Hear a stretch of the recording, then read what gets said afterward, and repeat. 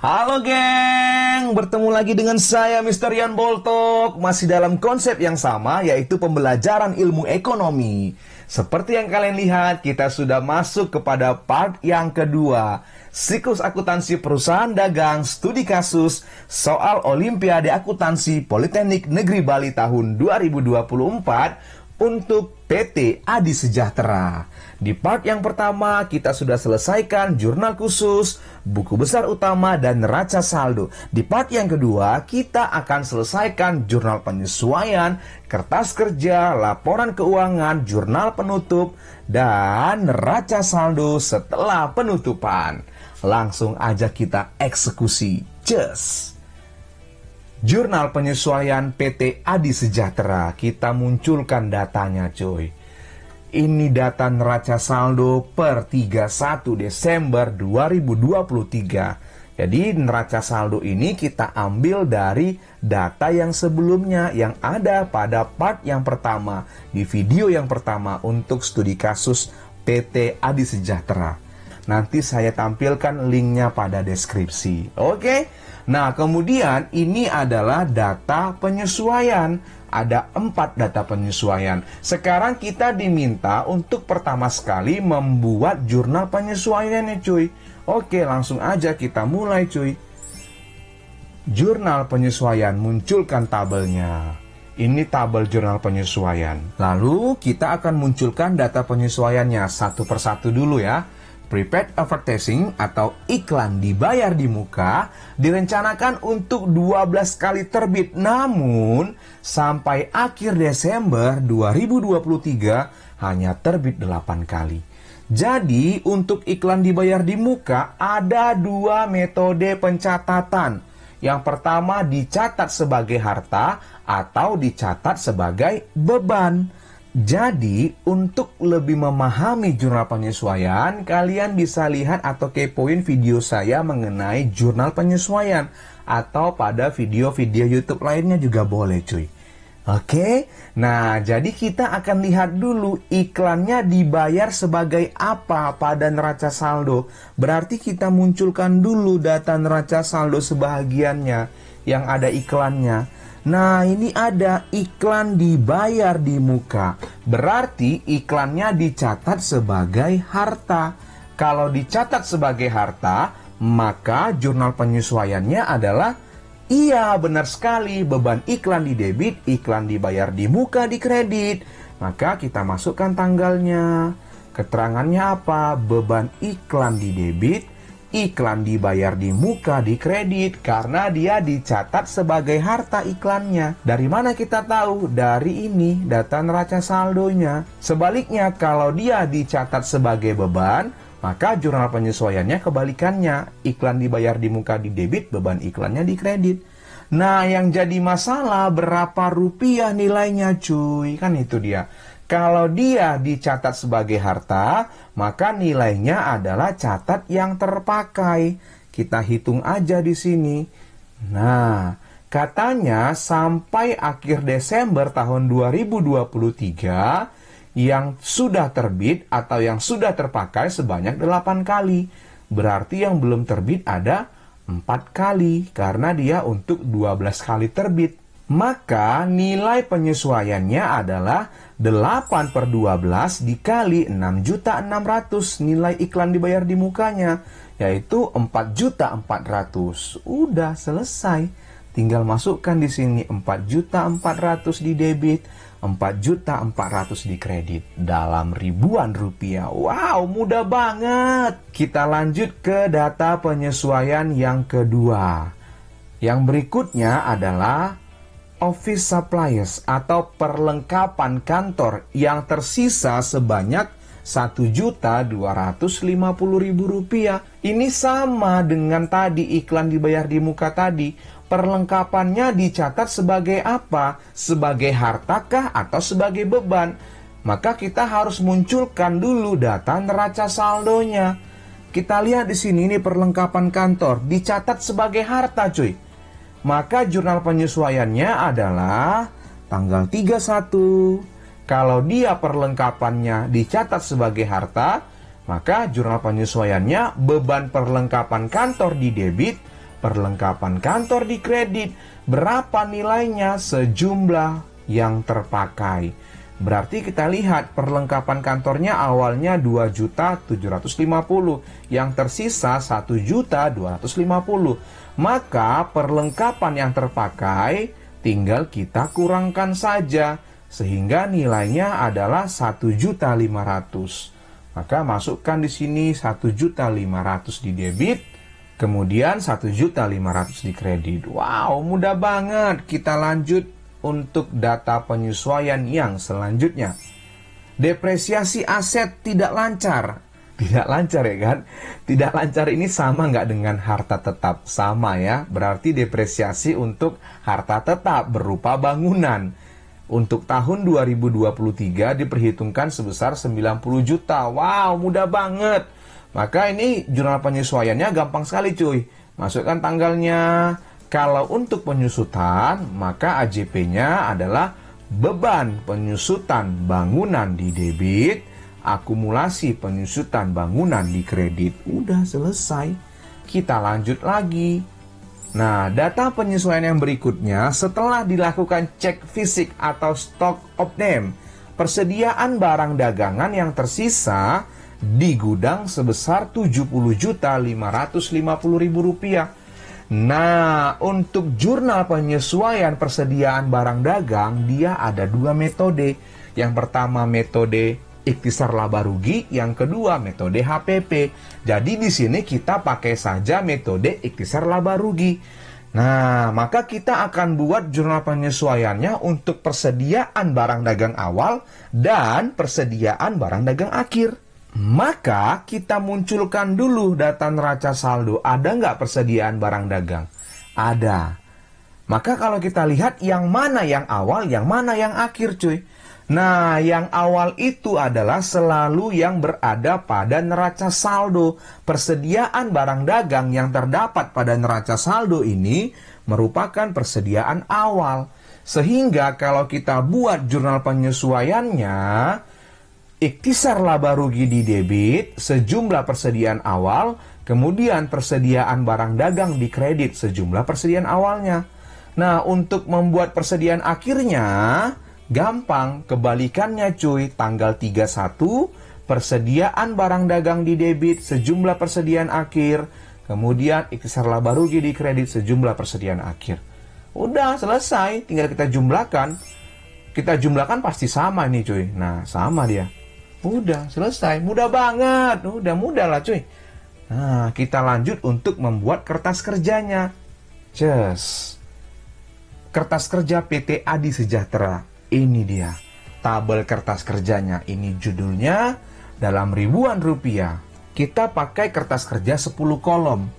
Ini dia neraca saldo, debit kredit, penyesuaian debit kredit, neraca saldo disesuaikan debit kredit, laba atau rugi debit kredit, neraca debit kredit. Kalau kita jumlahkan ini semua totalnya 10 kolom. Itu dia. Nomor akun dan nama akun. Kita akan mulai dari kolom neraca saldo dulu cuy. Dari mana kita ambil datanya? Ambil data neraca saldo per 31 Desember 2023 yang tadi itu. Ini dia cuy. Nah, ini nomor akun pindahkan kemari, nama akun pindahkan kemari, debit kredit angka-angkanya ini pindahkan semua kemari ke kolom neraca saldo. Karena ini adalah data neraca saldo. Mari kita pindahkan, bim salah bim, cus. Nah, udah kan? Itu enaknya ya kan kalau pakai komputer nih, tinggal pindahkan aja. Kalau manual nih agak pegal tangan kalian pasti kalau manual cuy, ya kan? Tapi sabarlah kalian ya. Namanya juga belajar, bersakit-sakit dahulu, mati kemudian. Bukan ya cuy, bersakit-sakit dahulu, bersenang-senang kemudian. Itu dia. Setelah kita pindahkan ini, yang ini kita pindahkan kemari. Sekarang kita mau isi kolom penyesuaian. Kita hilangkan dulu ini cuy. Hilang kau. Nah, hilang dia. Untuk mengisi kolom penyesuaian, kita harus punya data jurnal penyesuaian. Kita munculkan lagi. Ces, ini dia. Nah, yang ini semua akan kita pindahkan kemari. Kayak mana pindahkannya? Kayak gini, kalian tengok aja kemari, gampang. Yang pertama beban iklan. Ada nggak di sini kalian tengok pakai mata kalian beban iklan? Nggak ada kan? Nggak ada cuy. Nah, kalau nggak ada, munculkan akun baru di bawahnya, cuy. Buat kode akunnya, ini ada kode akunnya. Masukkan sini kode akunnya. Nama akunnya apa? Beban iklan. Kita isi kolom penyesuaian. Di mana nilainya? Di debit 4.400.000. Masukkan debit di sini. Dalam ribuan rupiah. Kemudian iklan dibayar di muka. Ada nggak di sini kalian lihat? Ada, ini ada iklan dibayar di muka. Masukkan kemari 4.400.000. Sudah, selesai yang pertama. Yang kedua, beban perlengkapan kantor. Coba kalian tengok dulu, ada nggak? Nggak ada, cuy. Masukkan kode akunnya. Tulis nama akunnya, beban perlengkapan kantor. Di debit 1.500.000. Masukkan. Perlengkapan kantor ada nggak? Ada ini. Masukkan dia di sini, 1.500.000. Selesai yang kedua. Yang ketiga, beban penyusutan bangunan. Ada nggak di sini? Nggak ada, cuy. Masukkan kode akunnya. Masukkan nama akunnya. Masukkan angkanya di sini, 90 juta. Lalu kita lihat akumulasi penyusutan bangunan. Ada nggak kalian tengok? Ada ini. Berarti masukkan di kredit 90 juta. Udah, selesai yang ketiga. Yang terakhir, ikhtisar laba rugi di debit. Ada nggak kalian tengok? Nggak ada. Munculkan kode akunnya, munculkan nama akunnya. Di kredit berapa dia? 62.250 dalam ribuan rupiah. Dah. Lalu persediaan barang dagang di kredit. Ada nggak persediaan barang dagang? Ada. Masukkan di kredit ini 62.250 dalam ribuan rupiah. Selesai. Sekarang yang ini, persediaan barang dagang di debit. Kita lihat, ada nggak persediaan barang dagang? Ada, masukkan di sini, cuy. Kemudian ikhtisar laba rugi, ada ini, masukkan dia di sini, di kredit. Udah selesai. Lalu kita jumlahkan, cuy. Kalau kita jumlahkan pun ini ya harus sama dengan ini jumlahnya. Pasti sama, 228.700.000 rupiah. Sama, cuy. Kalau nggak sama berarti salah, ya kan? Nah udah, selesai penyesuaian. Sekarang kita mau isi yang ini. Neraca saldo disesuaikan. Nah kita hilangkan dulu yang ini. Hilang dia. Nah NSD ini, gampang kali nih, cuy. Ini tinggal tambah kurang, ya kan? Susah kali, gampang kali nih. Nah, udah. Tinggal kita pindahkan aja. Neraca saldo penyesuaian. Kita jumlahkan dia. Kalau sama-sama debit, kita jumlahkan. Kalau sama-sama kredit, juga kita jumlahkan. Kalau debit kredit, ya kita kurangkan, cuy. Nah, kas di bank nih, nggak ada temannya. Pindahkan langsung ke debit. Nah, piutang dagang juga langsung pindahkan di debit. Kemudian piutang karyawan langsung pindahkan. Nah, persediaan barang dagang, ini di debit 62.250. Kredit 62.250, habis kan itu. Tinggal yang ini. Ya udah, pindahkan aja kemari, selesai. Nah, perlengkapan kantor, debit kredit kurangkan, letakkan di debit. Iklan dibayar di muka nih, kurangkan, letakkan di debit. Bangunan langsung pindahkan dia ke debit. Kemudian akumulasi penyusutan bangunan, kredit jumlahkan, letakkan di kredit. Kemudian utang dagang nih, pindahkan langsung. Utang bank juga langsung pindahkan. Modal saham juga langsung pindahkan. Laba ditahan atau laba tidak dibagi, langsung pindahkan. Penjualannya juga langsung pindahkan. Retur penjualan juga di debit, pindahkan. Pembeliannya juga di debit, pindahkan. Beban gaji dan upah di debit, pindahkan. Beban listrik, pindahkan. Karena nggak ada temannya di penyesuaian, tinggal pindahkan aja. Selesai. Lalu kita lihat di bawah masih ada beban iklan. Langsung pindahkan di debit. Nah, beban perlengkapan kantor, pindahkan juga. Beban penyusutan bangunan, pindahkan. Nah, ini agak sedikit berbeda. Ikhtisar laba rugi. Nah, ini bagaimana kita kurangkan? Tidak, cuy. Pindahkan dua-duanya. Pindahkan di debit dan pindahkan yang di kredit. Udah, pindahkan, cuy. Udah, selesai. Kalau kita jumlahkan pun ini, jumlah debit dan jumlah kredit pada kolom NSD, itu juga harus sama. Kalau nggak sama bagaimana? Ya salah. Kita lihat. Nah, sama, cuy. Iyalah, Rian Bolto yang ngerjakan. Nggak mungkin nggak sama, ya kan? Nah, kalau nggak percaya kalian hitung aja, ya kan? Nah, itu dia. Udah, selesai. Sekarang kita mau isi kolom laba rugi. Bagaimana mengisinya? Gampang kali lah. Kolom laba rugi ini diisi dengan menggunakan akun nominal. Akun nominal apa saja? Yaitu banyak, ada pembelian, ada penjualan, ada retur, ada potongan, dan seluruh beban-beban. Itu merupakan akun nominal. Ditambah dengan ikhtisar laba rugi. Udah, selesai. Atau biar lebih gampang, kalian lihat aja yang kode akunnya dimulai dari angka 4, 5, dan 6. Nah, kalau kode akunnya dimulai dengan angka 4, 5, dan 6, berarti dia itu akun nominal. Nah, kita lihat di sini, dari penjualan sampai dengan ikhtisar laba rugi, kita pindahkan aja, udah gampang. Nah, ayo kita pindahkan, kita ambil data angka yang terakhir yang dari NSD. Maka penjualan kita pindahkan dia ke kredit.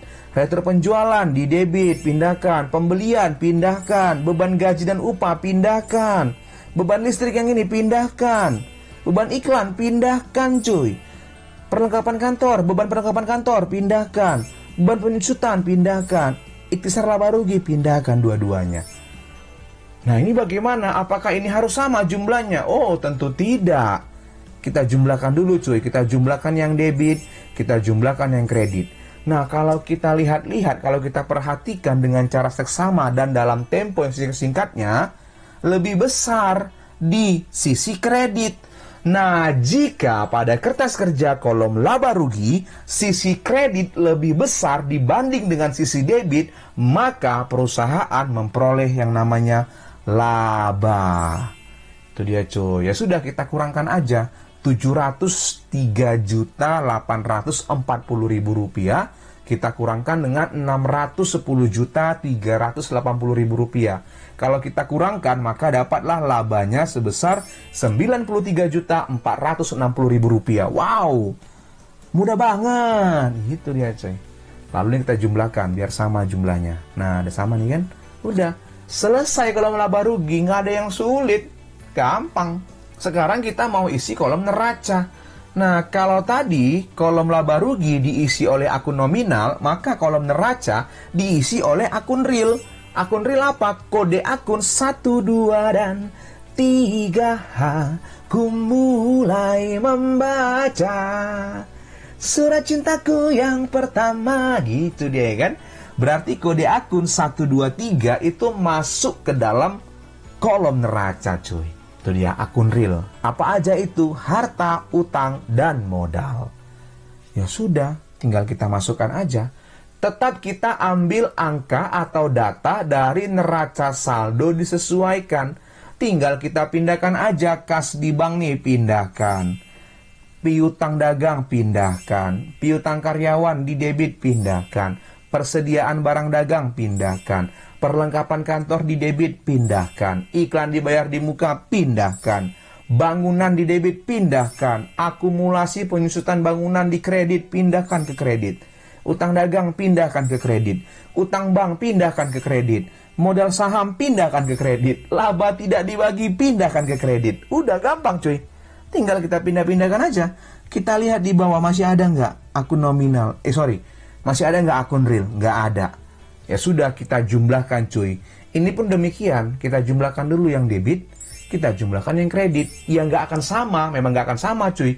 Justru kalau sama, ya salah. Namun yang harus sama adalah selisih antara sisi debit dan sisi kredit pada kolom neraca harus sama dengan selisih dengan kolom laba rugi. Jadi kalau kita kurangkan yang ini, debit kredit ini, harus sama selisihnya dengan ini, harus 93.460.000 rupiah.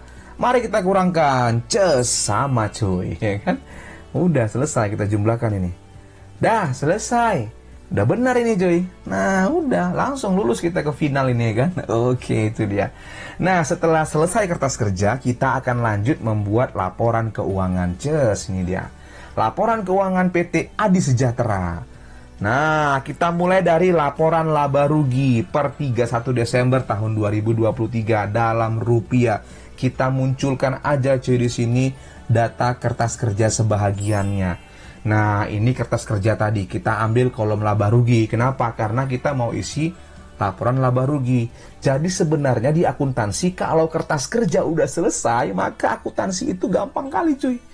Gampang kali buat laporan keuangannya, buat jurnal penutupnya, buat jurnal pembalik, buat jurnal apa lagi? Buat neraca saldo setelah penutupannya, buat buku besar setelah penutupannya, gampang cuy. Yang penting kertas kerjanya udah selesai.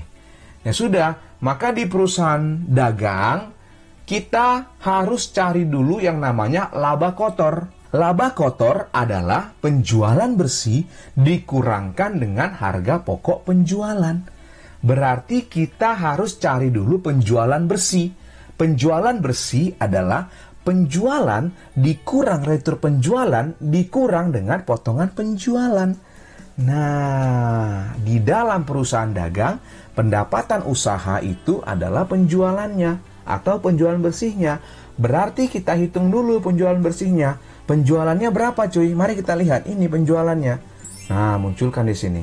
Dikurang dengan retur penjualan. Nah, lalu kurang dengan potongan penjualan. Ada nggak sini? Nggak ada, 0. Sehingga dapatlah penjualan bersihnya sebesar, ini dia.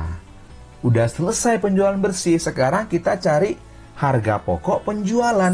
HPP adalah persediaan awal. Mana persediaan awalnya? Nah, ini yang ini 62250. Kalaupun di sini nggak ada, kan kita tidak bisa tahu. 62250 ini persediaan awal, ini persediaan akhir. Ya kan? Berarti masukkan persediaan awal, ya kan? Ditambah pembelian bersih. Apa rumus pembelian bersih? Pembelian bersih adalah pembelian yang ini.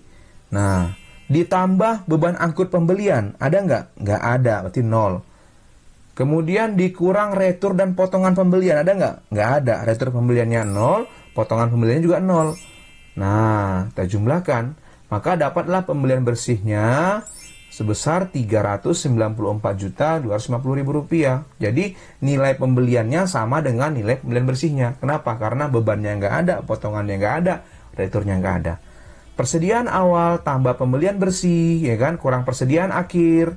Maka disebut dengan harga pokok penjualan. Penjualan bersih dikurang dengan harga pokok penjualan, dapatlah laba kotor. Udah. Laba kotor kurangkan dengan total beban. Masukkan beban-bebannya. Berarti dari beban gaji dan upah, beban listrik, beban iklan, beban perlengkapan kantor, beban penyusutan gedung, kita jumlahkan, dapatlah total bebannya ini. Laba kotor dikurangi total beban, dapatlah laba bersih. Sama, iya harus sama, udah pasti sama cuy. Kalau nggak sama yang di laporan keuangan dengan di kertas kerja, nilai labanya ya berarti salah. Nah sama, udah selesai. Nah sekarang kita lanjut lagi ke laporan laba ditahan. Nah di sini bedanya, kita membuat laporan laba ditahan. Kenapa? Karena perusahaannya berbentuk PT perseroan terbatas. Kalau dia usaha perorangan, kita mencari laporan perubahan modal atau ekuitas. Tapi kalau dia berbentuk PT, yang kita cari itu adalah laporan laba ditahan atau laporan laba tidak dibagi, retained earning statement. Itu dia cuy. Langkahnya ya hampir sama. Kita munculkan lagi data kertas kerjanya. Nah, kita lihat laba ditahan untuk periode awal berapa cuy? Nah ini dia, laba ditahan atau laba tidak dibagi untuk awal Desember. Kita munculkan sini. Nah, kemudian kita akan cari penambahan ataupun pengurangan modalnya. Dari mana? Dari labanya tadi. Labanya yang ini masukkan, laba bersih periode Desember, dikurangkan dengan dividen. Ada nggak dividennya? Nggak ada, 0. Dividennya nggak ada, 0. Maka penambahan modalnya 93.460.000. Ya sudah, kita jumlahkan sehingga dapatlah laba ditahan per 31 Desember. Nilainya Rp158.351.000. Udah gampang cuy. Jadi bedanya di sini dia. Karena ini perusahaannya berbentuk PT. Lalu kita akan lanjut menghitung neracanya cuy. Nah ini dia neraca. Jadi konsep neraca itu kan aktiva sama dengan pasiva. Berarti kita akan munculkan lagi kertas kerja dengan kolom neraca cuy. Nah karena kita mau membuat neraca, kita mau ngisi neraca. Ya sudah gampang, ingat konsep neraca. Aktiva sama dengan pasiva.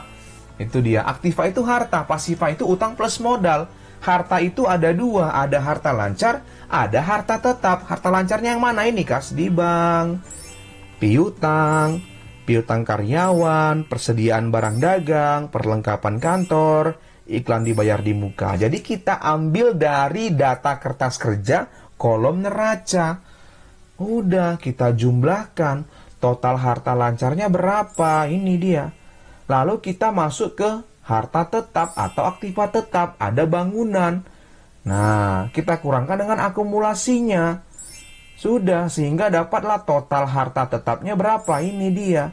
Harta lancar tambah harta tetap adalah total harta. Selesai aktivanya. Nanti pasifanya harus sama dengan aktiva nilainya, cuy. Nah, pasifa itu utang. Utang itu juga ada dua. Ada utang lancar, ada utang jangka panjang. Kita mulai dari utang lancar atau utang jangka pendek. Apa itu? Utang usaha atau utang dagang ini. Masukkan. Nah, kemudian ada lagi nggak? Nggak ada. Lalu lanjut ke utang jangka panjang. Nah, utang bank ini dia masukkan. Jumlahkan, maka total utangnya ini dia. Lalu kita masukkan modal, yaitu modal apa? Modal saham. Nah, masukkan modal sahamnya berapa? Ini nilainya. Nah, masukkan. Nah, lalu jangan lupa masukkan nilai laba ditahan tadi, cuy. Pada laporan laba ditahan. Nah, tadi berapa angkanya, cuy? Ini dia 158.351.000. Lalu kita jumlahkan. Nah, maka kita jumlahkan ini semua harus sama dengan ini totalnya. Ya pasti sama. Udah selesai. Itu dia bedanya ya dengan perusahaan perseorangan. Kalau di PT yang dihitung laba ditahannya, kalau perusahaan perseorang yang dihitung modal ekuitasnya, laporan ekuitasnya. Itu dia, cuy. Udah selesai neraca. Laporan keuangan semua udah selesai. Sekarang kita masuk ke jurnal penutup. Nah, jurnal penutup PT Adi Sejahtera gampang kali, cuy. Jurnal penutup dia menutup akun nominal, berarti kita munculkan aja lagi di sini kertas kerjanya, cuy, yang isinya akun nominal. Gampang kali, cuy, jurnal penutup. Jadi kalau dia menutup, yang di debit pindahkan ke kredit, yang di kredit pindahkan ke debit, gampang. Ayo kita tutup, masukkan tanggalnya. Nah, tanggal 31 Desember. Kita mulai penjualan di kredit, pindahkan dia ke debit. Kemudian ikhtisar laba rugi nih, pindahkan ke debit. Nah, apa yang di kredit? Ikhtisar laba rugi juga, total ini semua. Udah selesai. Yang berikutnya yang di kolom debit kita pindahkan, masukkan tanggalnya. Yang di kolom debit ada apa aja? Retur penjualan, pembelian, kan gitu dia. Nah, ini kan di debit, pindahkan dia ke kredit. Maka retur penjualannya di kredit, pembeliannya di kredit, beban gaji dan upahnya di kredit, beban listrik di kredit, beban iklan di kredit, beban perlengkapan kantor di kredit, beban penyusutan bangunan di kredit, kemudian ikhtisar laba rugi ini di kredit. Maka apa yang di debit? Ikhtisar laba rugi. Berapa jumlahnya? Sejumlah ini semua, cuy. Di debit. Udah selesai. Nah, price-nya nggak ada, jadi kita nggak tutup. Nah, lalu kita menutup laba. Nah, bedanya kalau di perusahaan perseorangan, menutup laba, ikhtisar laba rugi di debit, modal di kredit. Nah, kalau di sini tidak, masukkan tanggalnya dulu. Nah, berarti kita menutup labanya menjadi ikhtisar laba rugi di debit, sejumlah labanya, lalu laba ditahannya di kredit. Gitu dia bedanya, cuy. Ini PT kan gitu dia. Lalu yang berikutnya, kalau semisalnya ada dividen, maka dividen juga kita tutup. Begini cara menutupnya. Nah, laba ditahan di debit, dividennya di kredit, sejumlah dividennya. Tetapi kan di sini kan nggak ada dividen, makanya nilainya 0. Lalu kita jumlahkan, cuy. Jumlahnya pasti sama. Udah selesai jurnal penutup. Lalu kita akan lanjut untuk membuat buku besar setelah penutupan. Tujuannya ini apa? Untuk mempermudah membuat neraca saldo setelah penutupan, cuy. Ya sudah, ini gampang. Buku besar setelah penutupan. Jadi kalau mau membuat buku besar setelah penutupan, kita ambil data dari kertas kerja, cuy. Kita mulai dari kas di bank, munculkan dia ces. Nah, ini dia kas di bank. Neraca saldo NS1 di debit 215 juta ini. Nah, ini dia. Angkanya kan sama, selesai. Lalu piutang dagang, sama juga caranya. Nah, piutang dagang ini kode akunnya.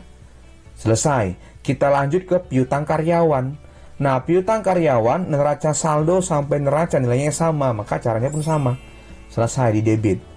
Kemudian persediaan barang dagang. Nah, ini agak sedikit berbeda.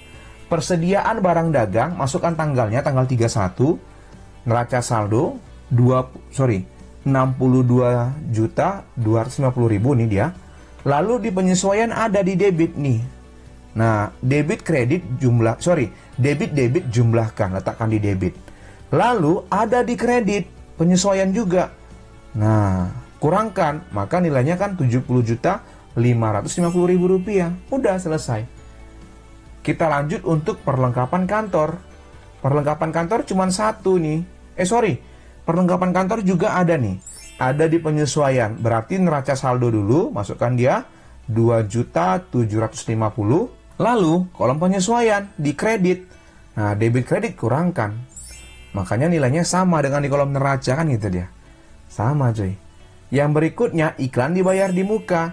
Iklan dibayar di muka juga di neraca saldo 6.600.000. Lalu di penyesuaian di kredit 4.400.000. Maka saldonya jadi 2.200.000. Nah, kita lanjut.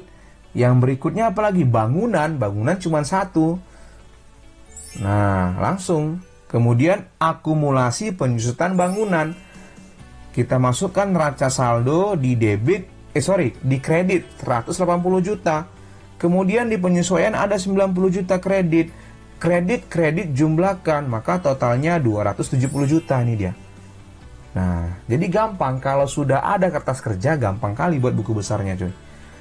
Lanjut untuk utang dagang.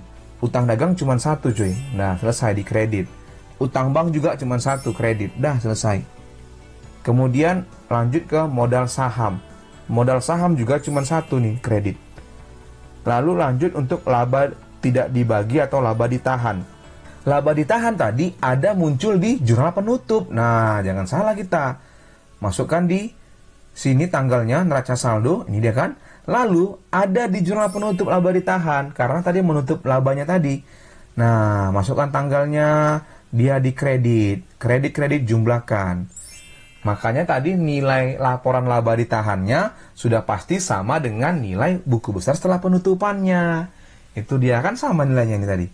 Nah, selesai dia. Kita lanjut lagi ya.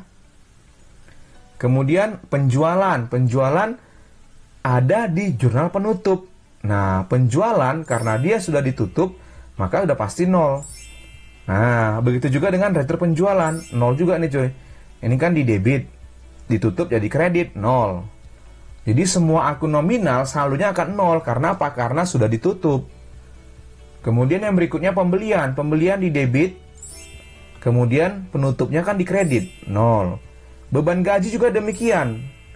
Di debit neraca saldonya, ya kan? Kemudian jurnal penutupnya di kredit, 0 jadinya. Beban listrik juga sama. Di neraca saldo 6.600.000, di jurnal penutup 6.600.000 di kredit, sama 0. Udah selesai cuy. Nah, kalau sudah selesai, kita lanjut ke neraca saldo setelah penutupan. Nah, masih ada beban iklan. Nah, ini juga 0 juga cuy. Kenapa? Karena sudah ditutup. Ini juga sudah, beban perlengkapan kantor juga 0 juga. Kenapa? Karena sudah ditutup. Udah selesai. Iya kan? Selesai. Masih ada nggak? Masih ada. Penyusutan bangunan. Nah, ini juga 0. Kenapa? Karena sudah ditutup. Nah, ini jurnal penutup. Sudah ditutup, 0. Ikhtisar laba rugi. Nah, ini juga sudah 0. Tapi bagaimana 0-nya kan gitu dia. Nah, ini saya ajari bagaimana caranya supaya dia 0. Karena memang ini kan dari tutup. Makanya nilainya 0. Yang pertama sekali dari kolom penyesuaian. 62.250. Nah, kemudian kolom penyesuaian lagi 70.550 di kredit. Debit kredit kurangkan, letakkan dia di kredit. Ini itu dia. Lalu kita lihat di jurnal penutup cuy. Nah, jurnal penutup ikhtisar laba rugi ini di debit, masukkan di debit. Debit kredit kita kurangkan, letakkan dia di debit. Kemudian ini ada lagi di kredit 703 juta ini. Masukkan dia di kredit ya. Nah, kredit debit kurangkan, letakkan dia di kredit. Kenapa? Karena jumlah kredit lebih besar. Lalu kita lihat di sini ada lagi di debit 610 juta ini cuy. Nah, jurnal penutup ini masih di debit kredit. Karena lebih besar di kredit, maka kita kurangkan ini, letakkan hasilnya masih di kredit. Dah, selesai. Lalu masukkan yang tanggal 31, ini masih ada nih. Tanggal 31 yang ini. Yang 62.250 di kredit. Masukkan kredit. Kredit jumlahkan, letakkan di kredit, kan gitu dia. Lalu di sini ada ikhtisar laba rugi di debit. Nah, debit nilainya sama, kita kurangkan 0. Itu dia, karena dia sudah ditutup, makanya ikhtisar laba ruginya 0. Poinnya, semua akun yang sudah ditutup nilainya 0, cuy. Nah, itu dia, udah selesai. Sekarang kita lanjut untuk neraca saldo setelah penutupan.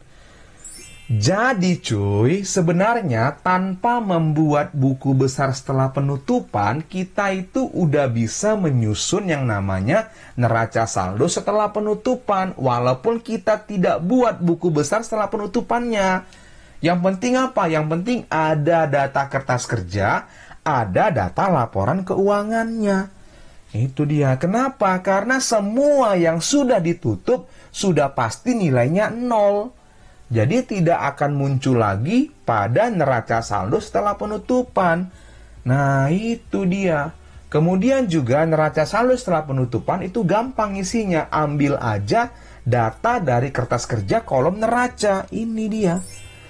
Nah, semua yang sudah ditutup kode akun 456 ini sudah 0 nilainya. Kenapa? Karena sudah ditutup. Tidak akan muncul lagi di sini dia, cuy. Nggak akan muncul lagi. Karena apa? Karena sudah ditutup. Itu dia. Sudah 0 saldonya. Ngapain kita tulis lagi kan gitu dia. Sekarang kita isilah neraca saldo setelah penutupan ini. Kita ambil datanya dari kertas kerja kolom neraca. Ini dia. Kas di bank di debit. Maka masukkan dia di debit. Kan gitu dia. Ini kode akunnya. Piutang dagang. Masukkan dia di debit. Piutang karyawan. Masukkan dia di debit. Iya kan? Persediaan barang dagang, masukkan dia di debit. Kemudian perlengkapan kantor, nih masukkan di debit. Kemudian iklan dibayar di muka, masukkan dia di debit. Kemudian bangunan, masukkan di bangunan ini di debit. Nah, apalagi akumulasi penyusutan bangunan, masukkan. Apalagi utang dagang, masukkan kode akunnya, masukkan dia di kredit. Kemudian utang bank, masukkan ini kode akunnya, masukkan utang bank di kredit. Lalu modal saham, masukkan kode akunnya, masukkan nilainya di kredit. Nah, lalu laba ditahan. Nah, laba ditahan apakah kita masukkan nilai yang di kertas kerja? Oh, tentu tidak, kan gitu dia. Kita akan masukkan nilainya adalah nilai yang terdapat pada laporan laba ditahan. Atau kalau kita buat buku besar setelah penutupannya, masukkan nilai dari buku besar setelah penutupan untuk laba ditahan, kan gitu dia. Tetapi kalau kita tidak membuat buku besar setelah penutupan, maka masukkanlah nilai laba ditahannya atau nilai laba tidak dibagi dari laporan laba ditahannya, cuy. Nah, mana dia? Yang ini dia. Kita masukkanlah yang ini, cuy. Masukkan dia ke kredit. Nah, itu dia. Udah selesai. Kita jumlahkan. Kalau kita jumlahkan ternyata benar. Kalau kita jumlahkan ternyata tidak sama jumlah debit dan jumlah kredit. Aduh, berarti salah lah, cuy. Kita cek lagi lah ini semua dari awal kan gitu dia. Tetapi kalau kita jumlahkan nilainya sama seperti ini, berarti sudah benar, cuy. Udah selesai dia. Udah selesai. Wow, mudah banget. Iya, memang mudah. Gak ada yang susah kalau belajar. Gak ada yang susah kalau kita mau, kan itu dia. Yang penting kita mau mengerjakan, kita mau berusaha, kita mau memulai, itu dia, cuy. Oke? Nah, udah selesai. Jadi jurnal pembaliknya saya nggak buat karena dari data jurnal penyesuaiannya tidak ada akun yang perlu dibalik. Jadi nggak saya buat, ngapain kan gitu dia. Oke, udah selesai. Terima kasih sudah mempercayakan channel Rian Boltok dalam pembelajaran ilmu ekonomi akuntansi. Kalian like lah, kalian komen, kalian share ya kan. Banyak-banyak kalian share. Kalian bilang sama guru kalian, pakai ini aja lah bu, paten ini kan, bukan kaleng-kaleng, oke? Nah, terima kasih semua buat teman-teman, sehat selalu dan bahagia selalu. 3, 2, 1, go, close the door. Bye-bye.